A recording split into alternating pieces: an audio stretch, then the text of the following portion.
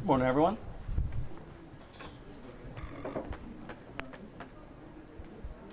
Thank you for coming today. My name is Max Bever. I'm the Director of Public Information for the Chicago Board of Elections.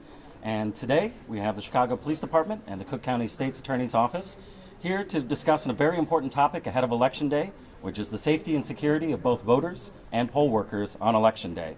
And I'd like to introduce Chicago Police Superintendent David Brown, who will speak on the department's plans for Election Day. Thanks, Max, and I'll be really brief, and then I'll turn it over to State's Attorney Kim Fox. I want to thank Max for and the Cook County Board of Elections and the Cook County State's Attorney for joining us today. We're here today because free and fair elections are essential to our democracy. The Chicago Police Department is dedicated to public safety across Chicago every day, and that includes Election Day. Making sure residents are safe and keeping polling places secure citywide are our top priorities.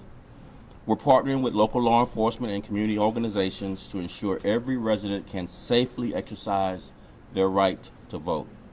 Chicago has approximately 2,000 polling places, and our officers will be paying special attention to each of those 2,000 sites.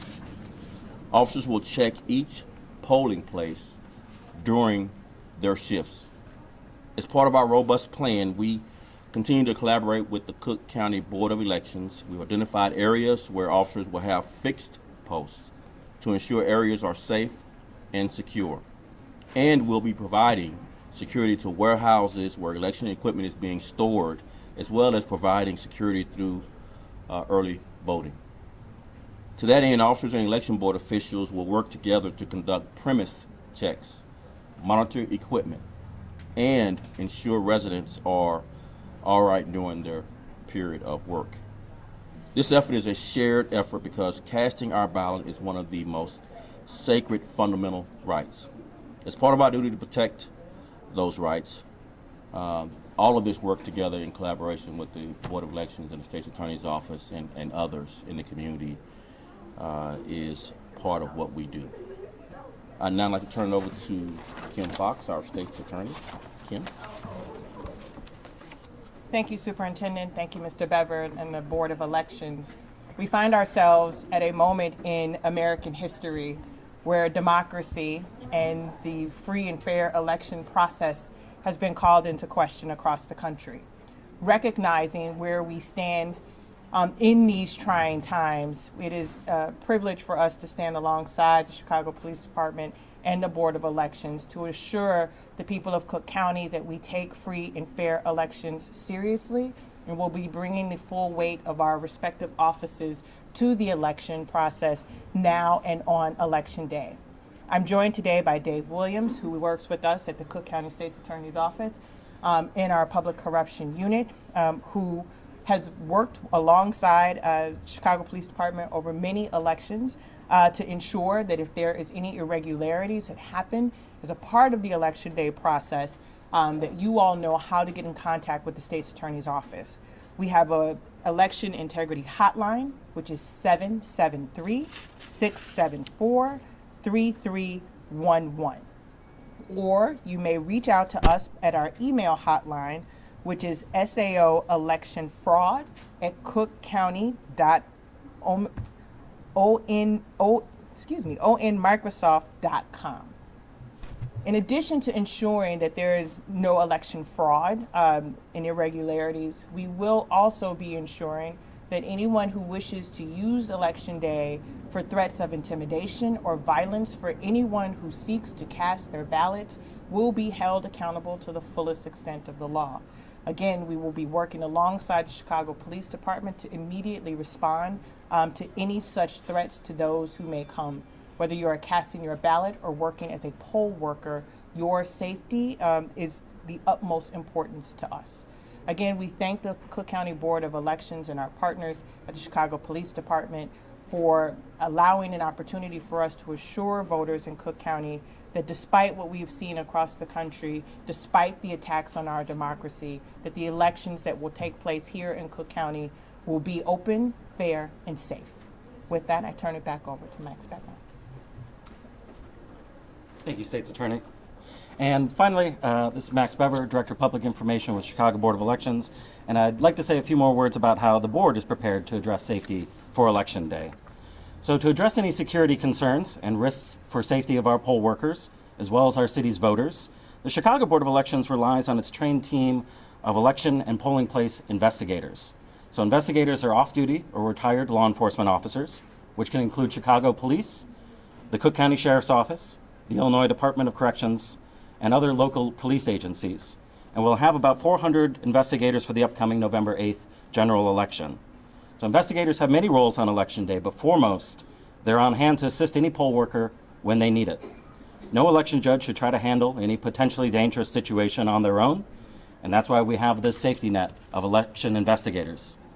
Election investigator also helps ensure that all polling places are open at 6 a.m., and they monitor assigned precincts during Election Day to maintain a secure and orderly voting process.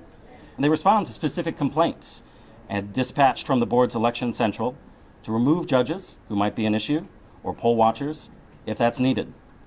And they ensure that polls close on time and help return ballots and election materials to election receiving stations if that's also needed.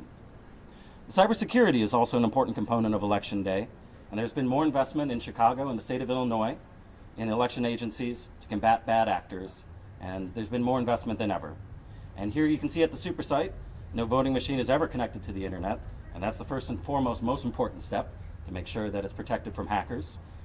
In the state of Illinois, we always have a paper trail, an all paper ballot system, so there's always a paper trail. And I'd like to say just there is no email voting system within Chicago or in Illinois. And our secure drop boxes are locked and watched under security and picked up right as polls close daily to be counted and then locked up again and then transported back to central count at our headquarters at 69 West Washington. We want all voters and poll workers in Chicago to feel safe and secure. And we ask that any bad behavior on Election Day also be reported to Election Central here at the Chicago Board of Elections on Election Day. That number is 312-269-7870. I'll give that number one more time. This is Election Central, which is staffed by board staff, our lawyers, and also can dispatch our election investigators to any polling place where anybody feels unsafe. They can give us a call at 312-269-7870. We all look forward to a smooth and orderly Election Day within Chicago and within Cook County, and be happy to answer any questions. We'll begin with Ross Weidner from ABC. Superintendent, officers checking in at polling places, is that new this election cycle? And what are officers on the lookout for when they check in there or at these fixed posts you described?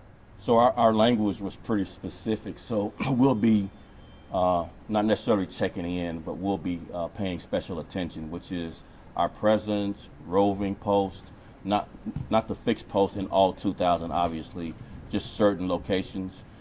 In addition to all of what we talked about already, the collaboration with the Board of Elections and the State's Attorney's Office, we're also monitoring social media for any specific threats.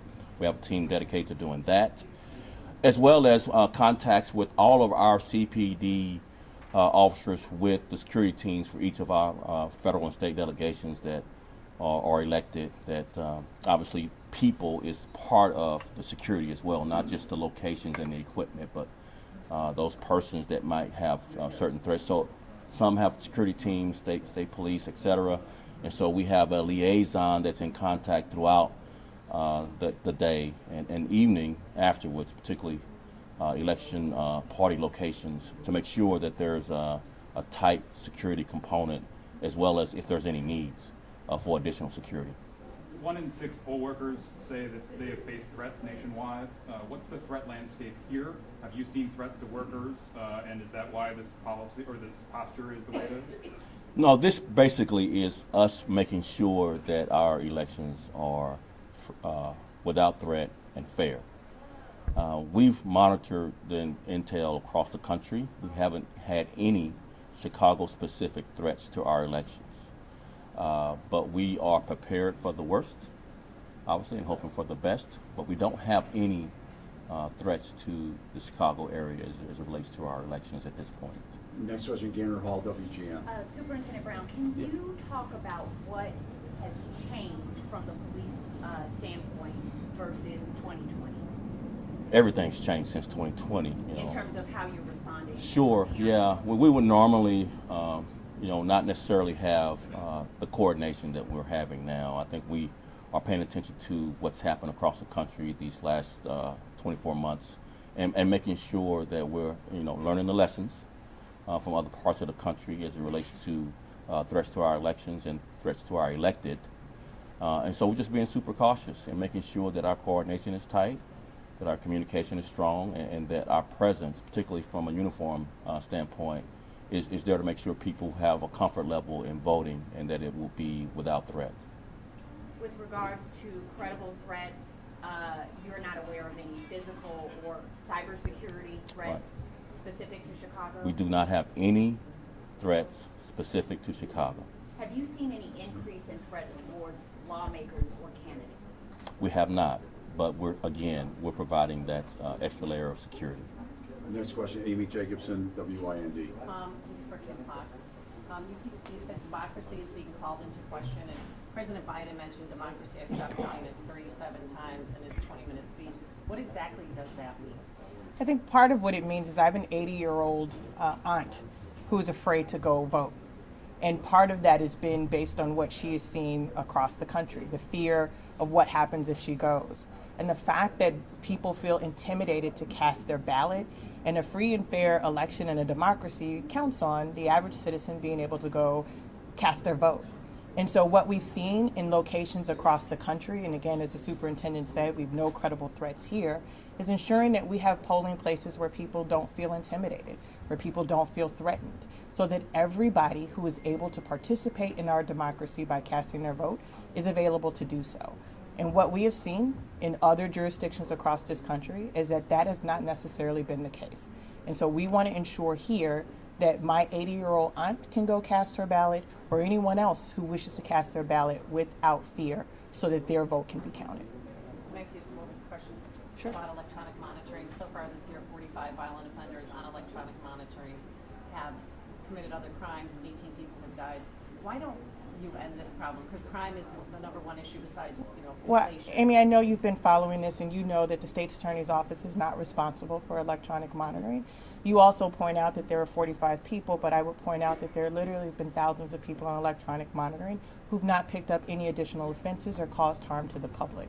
And so certainly all of the stakeholders here in Cook County are monitoring how we can do our work to keep our community safe, and we'll make sure that the practices that we have will do that to the best of our ability. But to be absolutely clear, the Cook County State's Attorney does not put people on electronic monitoring. Next question, Charlie Wojciechowski, NBC5. This is for the state's attorney or for the superintendent. We have a tradition in Chicago of people standing in front of polling places, handing out pound cards. Are you going to be keeping a closer eye on that this year as far as the distance they're being kept from the actual polling place itself? Are there any new restrictions on those people, what they can do, what they can say as they're standing as they do those positions? So those restrictions remain in place, and it's clearly delineated where and how far people can stay away. Obviously, the Cook County State's Attorney's Office hotline, where people can call and have always been able to call to say if people are infringing on that space. But we're also wanting to make sure that, the eager person who wants their candidate to have their palm card in your hand is separated from that person who might be out seeking to do harm. And so we want our election workers, people who are going to cast their votes, to be vigilant. If they see something, to say something if they have concerns. But there have been no new changes in the law in terms of the proximity in which people can pass out their palm cards or other election materials. But we will be monitoring should people breach that under the normal course of elections, but also for those who may be using this as an opportunity to cause harm to those who seek to vote. I'm sure you're aware of the situation in Arizona where there were armed personnel essentially appointing themselves to watch over drop boxes and things. If that had happened here, what would have been the response? Certainly we have different gun laws here in Illinois than they do in Arizona. And so the open carry provisions allow for them to do things like that. What we would say is that anybody who uses threats or intimidation could be potentially charged with assault. And that's why it's really important. We want to talk about, election integrity, but we also want to talk about the criminal acts that can occur when people use, whether it's a weapon or their words or their bodies, to try to intimidate someone from casting their ballots. And so that is something that we are monitoring and, again, working in close contact with the Chicago Police Department and the Board of Elections. So should something like that happen, there's an urgent and immediate response to it. Next question is Jack Sheridan, Chicago Tribune. State Attorney Fox, I heard you say earlier that this is a trying time for democracy, and I know the superintendent said there are no specific threats here in Chicago, but I'm wondering if for all of you, have you noticed an increase in harassment or aggression towards election administration? Obviously we had a candidate who was the victim of harassment and threats, who was charged by our office the other day. The sad reality is there's an open case in which I am the victim of harassments and threats. There's a case in which the mayor of the city of Chicago has been the victim of harassment and threats. And so I make I'm not minimizing where we are. I think when we talk about specific threats, we are talking about the intelligence that is coming about right now. But I think, to be fair, the last couple of years in our democracy and in politics has gotten far more hostile, far more aggressive, and we have seen that play itself out, whether it is, threatening the gubernatorial candidate, threatening the state's attorney, threatening the mayor. And so, I've only been in office for 6 years. What I can tell you is that the rhetoric that I've seen in the course of the last couple of years has been far more intense. And while not a specific threat here in Chicago, it's also higher here in Chicago too. And I think we have made politics a sport and not recognized that there are actual people. Again, I mentioned my 80-year-old grandmother who, she grew up in Cabrini with me, who was afraid to go vote. That's where we are. And that's why this is important, because the rhetoric and the vitriol has seeped into the consciousness of those who we are counting on to ensure that our democracy operates as it should. And so, yes, I've seen our office has been involved in charging those who have made those specific threats. And as someone who has been the subject of those threats, who is a mother, and the concern that I have about my children, this isn't sport. It's not sport. Follow-up, Jim. Yeah, Superintendent Brown, I just wanted to clarify, the officers that are checking in at precincts, is that a new thing? Yeah, and I've tried to correct that already. So I know you showed up late. So we didn't use the terminology checking in. So special attention, extra patrols. I don't mean to argue, but you did say that, and that's why we both. I read from a script, so I didn't say it. So because it was not in what I said. So What you all are doing this year. special attention, if you don't mind, stay on point here. We're providing special attention and presence, improved coordination and communication is what we're providing, as well as we're monitoring social media for threats. And we're looking not only at facilities, but also our elected, making sure we're coordinating with their security teams. Thanks very much, everyone. Can I get one more Thanks. in with Max? Yeah, we real are quick. asked about election night. Yeah, Max, are you ready for election night? Do you have the judges you need? Do you have the poll watchers you need? Is the personnel in place, and is the training in place for election? We are in very good shape for Election Day. So we are overstaffed so far. We are preparing for the inevitable resignations and attrition of judges that generally comes right before Election Day and no-shows on Election Day. But given the recent redistricting as well as the precinct consolidation, the last election we needed over 10,000 election judges, and that's where we faced an election judge shortage crisis that led to some polling places not opening right at 6 a.m. This time around, we just need 6,450 election judges. We're close to 7,500 already assigned. We're still looking for, we'd like to have as many election judges as possible. So if people are still interested, can go to pollworker.chicagoelections.gov and help overstaff our polling places on Election Day. We're looking for bilingual judges too. So if you speak a different language than English, please, we could use you for Election Day.